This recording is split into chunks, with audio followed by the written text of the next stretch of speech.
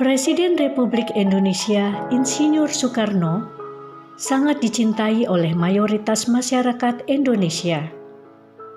Ia dijuluki dengan Bapak Proklamator maupun Bapak Bangsa Indonesia yang menginspirasi rakyat Indonesia dalam perjuangannya memerdekakan tanah air Indonesia dari penjajahan bangsa Belanda maupun Jepang. Bahkan ia berhasil menyatukan seluruh suku yang ada di Indonesia dari Sabang hingga Merauke menjadi Negara Kesatuan Republik Indonesia dengan semboyan Bhinneka Tunggal Ika yang berarti berbeda-beda tetapi satu juga. Kami, bangsa Indonesia, dengan ini menyatakan kemerdekaan Indonesia. Hal-hal yang mengenai pemindahan kekuasaan dan lain-lain diselenggarakan dengan cara saksama dan dalam tempo yang sesingkat-singkatnya.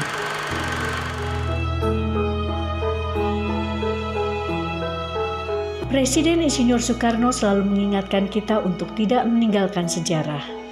Dan di kota Bandung ini, banyak kenangan peninggalan Soekarno yang kita jumpai dan masih dilestarikan sebagai cagar budaya.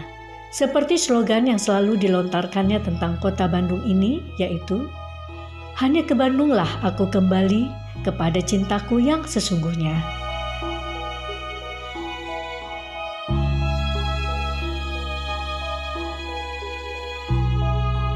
Maka di Bandung pulalah Soekarno menimba ilmunya di Institut Teknologi Bandung, mengambil jurusan Teknik Sipil, yang mana pada masa kolonial Belanda dulu, nama kampus tersebut adalah Teknik Hogeschool Bandung.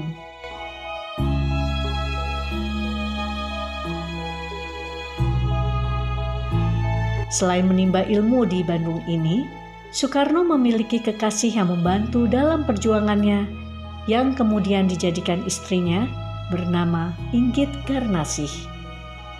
Kita dapat melihat peninggalan rumah Soekarno bersama istrinya di Rumah Mungil di Jalan Ciatul nomor 8 Bandung.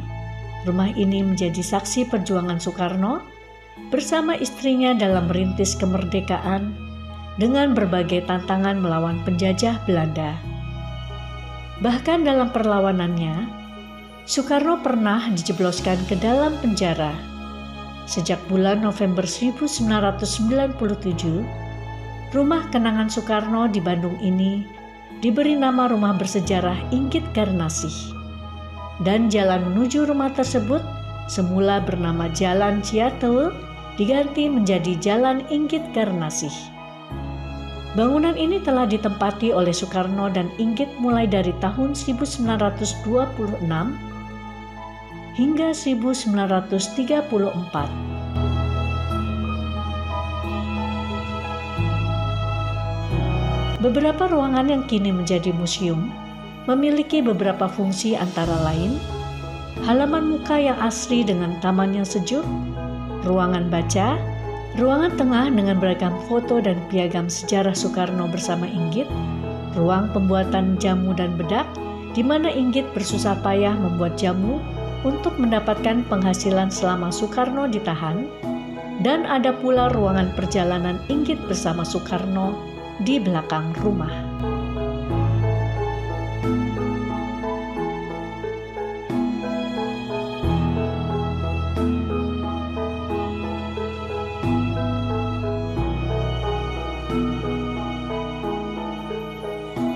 Saya sebagai juru pelihara sekaligus pemandu rumah ini.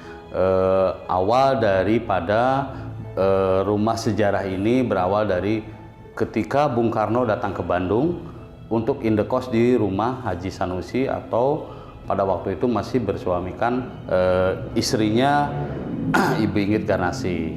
Rumah kosannya itu di daerah Kebonjati.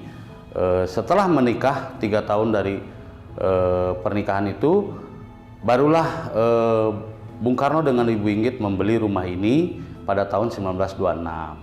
Dan di rumah ini banyak terjadi sejarah, yang diantaranya ada 1926 ketika Bung Karno lulus di THS, 1927 lahirnya VNI, 1928 menjadi tamu kehormatan di mana Bung Karno hadir sebagai tamu kehormatan lahirnya Sumpah Pemuda. 1929 ketika Bung Karno diundang berpidato politik di Yogyakarta, Ibu Inggit dan Bung Karno pergi dari rumah ini ke Yogyakarta dan Bung Karno ditangkap oleh pemerintahan Belanda lalu dibawa ke Bandung, dan Ibu Inggit tidak tahu pada waktu itu ketika Bung Karno ditangkap oleh Belanda dan sudah dibawa ke Bandung. Ibu Inggit mencari di sana kurang lebih ada 3 hari, bahkan ketika mendapatkan informasi bahwa Bung Karno udah ada di Bandung, lalu Ibu Inggit pun pulang.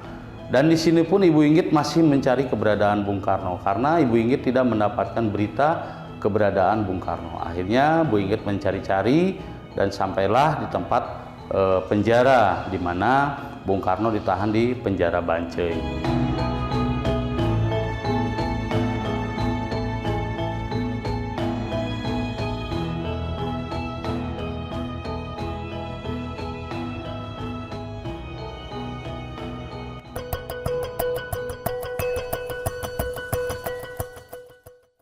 Masa perjuangan Soekarno dengan Inggit Garnasih sangat mengharukan.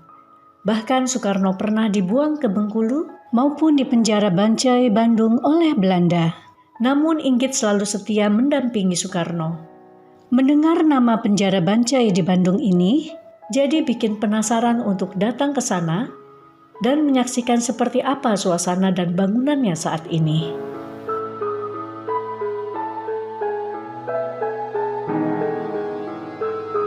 Setelah mampir ke rumah bersejarah Inggit Garnasih, selanjutnya kita bisa menuju ke penjara Bancai untuk mengetahui kenangan apa yang pernah dilalui Soekarno di sini sebelum menjadi Presiden Indonesia. Ia pun ditangkap dan pernah mendekam di penjara selama 8 bulan karena melawan Belanda, tepatnya pada bulan Desember tahun 1929.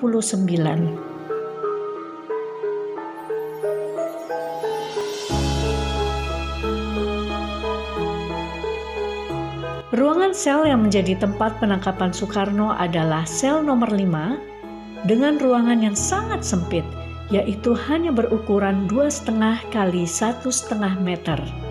Di dalam ruangan tersebut, tersedia kasur lipat dan juga toilet kecil yang tidak permanen. Dan pada dinding terdapat jendela ukuran kecil untuk memantau penghuni dalam sel. Penjara ini terbagi menjadi 2 jenis ruang tahanan.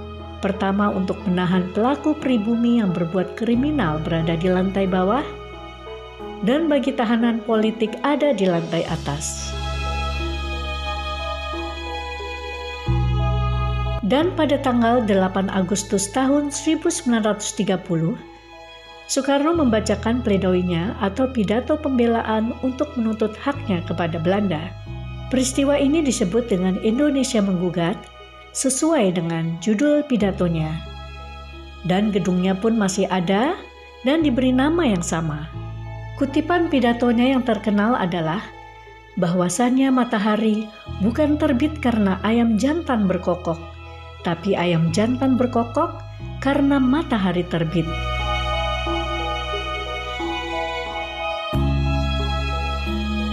Presiden Soekarno juga meninggalkan jejak puisi-puisinya yang menjadi semangat generasi pemuda. Di antaranya, puisi berjudul Aku Melihat Indonesia yang dibacakan oleh Peri Sandi Huis. Aku melihat Indonesia, karya Bung Karno.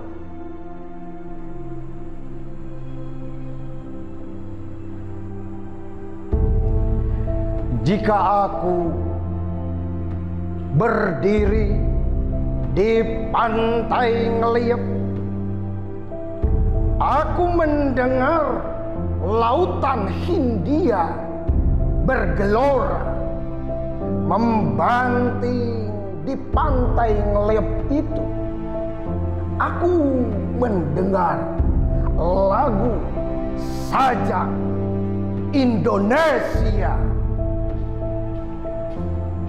Jikalau aku melihat sawah-sawah menguning, menghijau, aku tidak lagi melihat batang-batang padi yang menguning, menghijau.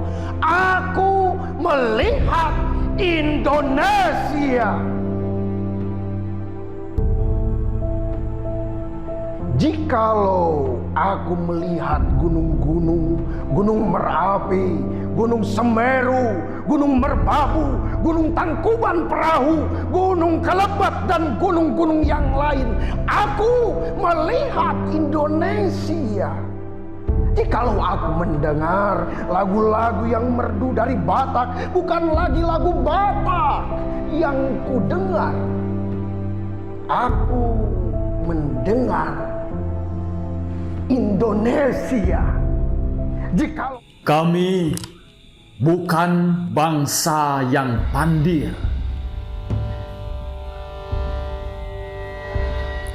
Ada sebabnya aku mengadakan perlawatan ini. Aku ingin agar Indonesia dikenal orang. Aku ingin memperlihatkan kepada dunia bagaimana rupa orang Indonesia. Aku ingin menyampaikan kepada dunia bahwa kami bukan bangsa yang pandir. Jangan sekali-kali meninggalkan sejarah.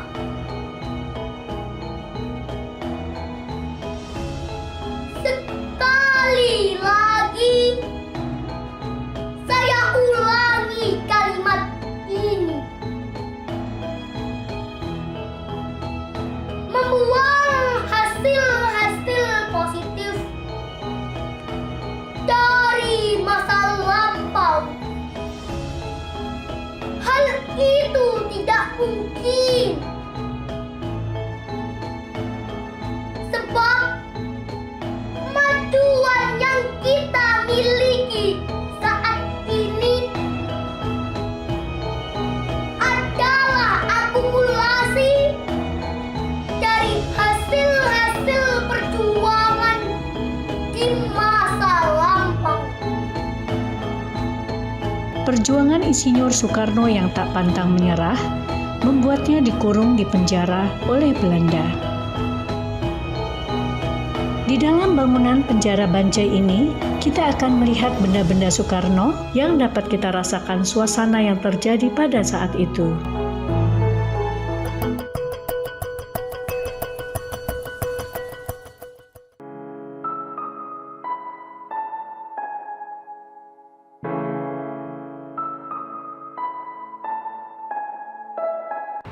Ya, kebetulan di sini tempatnya saksi bisu bangsa Indonesia. Takut anak-anak muda jadi nggak tahu sejarah, kenapa seperti apa satu bangunan kecil disangkanya kalau orang nggak tahu satu sel, padahal di sini tahanan politiknya ada 16 yang tahanan PPT-nya banyak seluas 1 hektar penjara Banjai yang dulu itu. Kenapa Bung Karno waktu itu ditahan di sini? Waktu itu beliau mendirikan PNI. PNI itu bukan laku partai, Perserikatan Nasional Indonesia, yang tempat berkumpulnya di rumah Inggit Karnasih di Jalan Ciatel, Bandung. Ya, waktu itu beliau di dalam tahanan juga di dalam, ya, kecuali buang air besar. Beliau dikeluarkan dari prinsip dari Belanda supaya beliau down pikirannya. Kalau tahanan politik nggak boleh dibunuh, kalau mati pelan-pelan silahkan, gitu kan.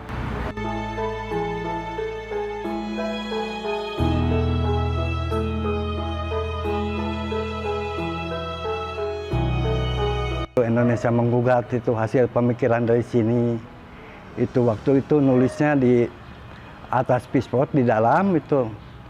Bukan satu buku, sedikit-sedikit setiap ibu Inggit Karnasi besok ke sini dari rumah atau bekal kertas diselipin di kainnya gitu. Setelah Soekarno menjadi presiden pada tanggal 18 Agustus tahun 1945, ia masih terus berjuang mewujudkan persatuan bangsa Asia dan Afrika dari penjajahan imperialisme, di mana pada masa itu banyak tokoh-tokoh pemimpin bangsa Asia maupun Afrika merasakan nasib yang sama seperti Indonesia dan disambut baik oleh negara Myanmar, Pakistan, India, Sri Lanka, sehingga diadakanlah Konferensi Asia Afrika pada tahun 1955 di Bandung. Di Bandung, kita bisa melihat Museum Konferensi Asia Afrika yang menyatu dengan Gedung Merdeka sebagai tempat sidang utama untuk mengenang jasa-jasa Soekarno dalam membangun kerjasama Asia Afrika. Bangunan ini diresmikan pada tanggal 24 April tahun 1980 oleh Presiden Soeharto bertepatan dengan KTT Asia Afrika ke-25. Selain bangunan dan museum, tahukah bahwa Soekarno punya warung makan favorit di Jalan Mangga, Kota Bandung, yaitu bernama Warung Nasi Abah Landung. Nama Abah Landung sendiri dikenang karena ia adalah seorang peserta volunteer pada saat Konferensi Asia Afrika yang diadakan pada tahun 1955. Ia mengajak Presiden Soekarno untuk menyicipi makanan nasi goreng di sini. Dan akhirnya, warung ini menjadi langganan Soekarno. Menu makanan yang disajikan antara lain nasi goreng, capcay, mie goreng yang dimasak dengan cara tradisional dan otentik menggunakan arang dan anglo, sehingga rasanya menjadi lezat dan nikmat. Warung ini dikelola oleh Pak Suyut yang memiliki jiwa nasionalis.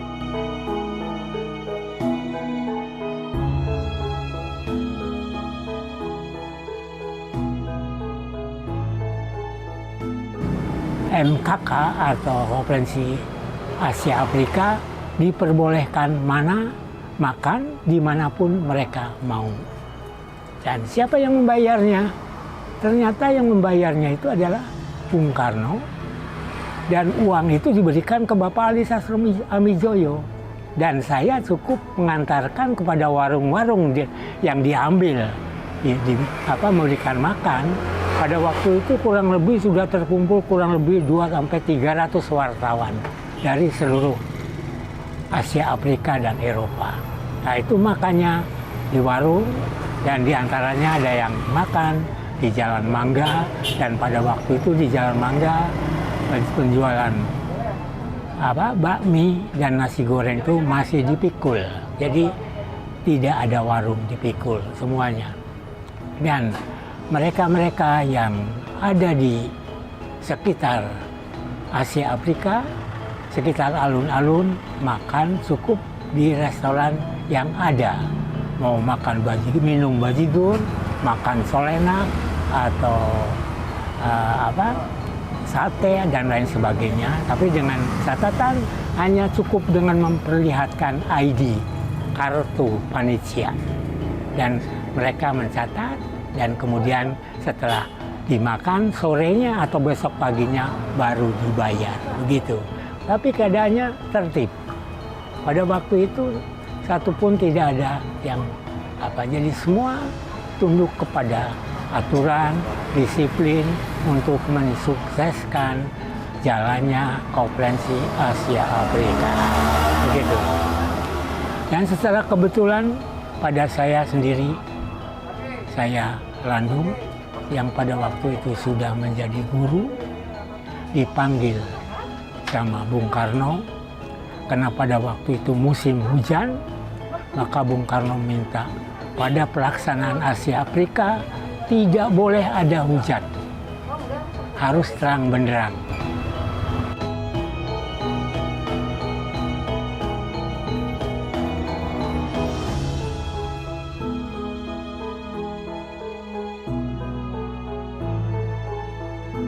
Tentunya semuanya atas dasar keikhlasan, dasar dari Allah yang Maha Kuasa. Begitu diantaranya. Itulah beberapa kenangan Presiden Soekarno yang tak akan pernah selesai bila kita menelusurinya. Presiden Insinyur Soekarno memiliki kecintaan kepada tanah air dan bangsanya, dan ia pun sangat dicintai oleh rakyatnya. Tak heran, banyak peristiwa yang dilaluinya meninggalkan kenang-kenangan berharga yang tak akan pernah terlupakan. Cintanya kepada tanah air, istrinya, rakyatnya, memberikan kekuatan idealis yang berkelas kepada seluruh bangsa di dunia.